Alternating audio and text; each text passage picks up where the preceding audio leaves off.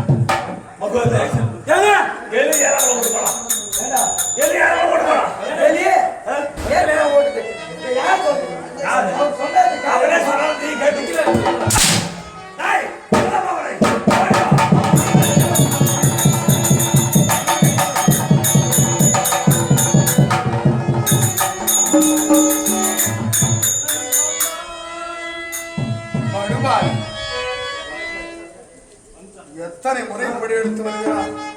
அவனிடம் தப்பித்து விட வேண்டும்.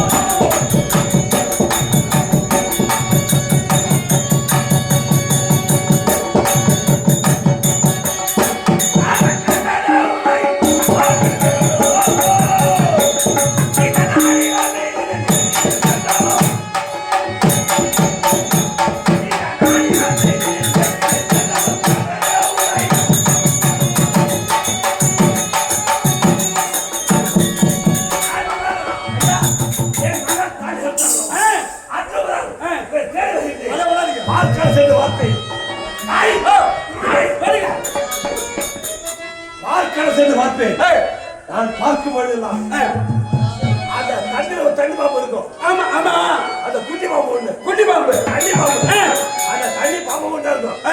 இவர் கிடைக்கவே மாட்டான், கிடைக்க மாட்டாரு. எத்தனையோ தேடி பார்த்தேன், இவர் கிடைக்கவில்லை. எங்கடா சேர தெரியல, எங்க போனாரு என்ன கேட்டு வரீங்களா?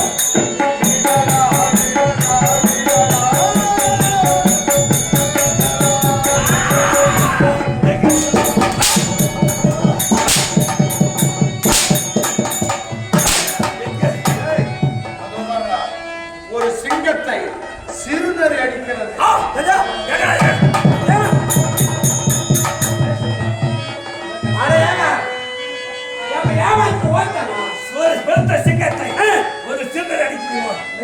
அடிக்க முடியுமா? ஏமாற்றிட்டு ஓடுகிறா கண்ணன்.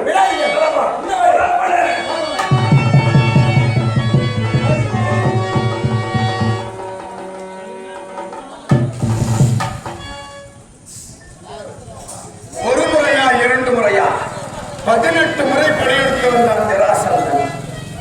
அவனிடம் அடி உதை வாங்குவதை போல நடித்து அவனுடைய பெருவாரியான சேனைகளை அழித்திருக்கிறேன். ஆனா அவனும் நம்மை விட்ட பாடில்லை. ஆகையினாலே அண்ணன் பலராம சக்கரவர்த்தியோடு கலந்து ஆலோசனை செய்து இந்த வடமதுரையில் இருக்கக்கூடிய ஆடு மாடு மற்றும் மனிதர்கள் யாதவர்கள் அத்துணை பேரையும் இந்த வடமதுரை காலி செய்துவிட்டு நேராக சுழல்மலை தீவு என்ற அரபிக்கடல் நடுவிலே ஒரு தீவு இருக்கிறது. அங்கே ஆடு மாடுகள் மேய்வதற்கு புல்வெளி அதிகமாக இருக்கிறது. ஆனால் ஒரு மலை இடுக்கில் சிறிய துவாரத்தின் வழியாக குனிந்து கொண்டுதான் உள்ளே போக வேண்டும். ஆடு மாடுகளை படுத்துக் கொண்டு நகர்ந்துதான் உள்ள போகலாம். ஒரு சிறிய துவாரத்தின் வழியாக உள்ளே சென்று அங்கே தேவசிற்பி விஸ்வகர்மாவை வரவழைத்து மாட மாளிகைகள் கூட கோபுரம் எல்லாம் கட்டி ஒரு நகரத்தை ஏற்பாடு செய்து வருகிறது. சிறிய துவாரத்தின் வழியாகவும் வந்ததனாலும் அந்த தீவே ஒரு சொத்து வடிவத்தில் இருப்பதனால் இந்த நகரத்திற்கு சங்கு துவாரகை என்று பெயர் வைத்து இந்த துவாரகையிலே யாதவ சமூகங்கள் அனைவரும் குடியேறிவிட்டோம். இந்த துவாரகையை வாழ்ந்து வருகிறோம். இனிமே ஜராசந்தன் அவனுக்கு நாம் இருக்குமிடம் ஒரு காலம் தெரியாது. அவன் படையெடுத்து வந்தாலும் வெற்றிடமாக இருக்கும் வடமதுரைத்தான் அவனை காண முடியும். சரி, வருகிறேன்.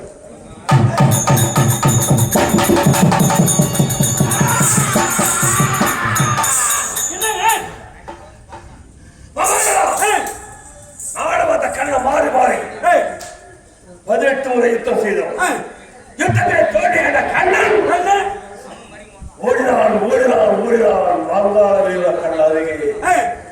அவன் எங்கே அவளை அந்த சமுத்திரம் அவன் எட்டிய சிகை பிடிக்க சென்று அவன் சிகைக்கும் என் கரத்திற்கும் இருந்த தூரம் ஒரு மைல் இதை காம்பு தூரம்.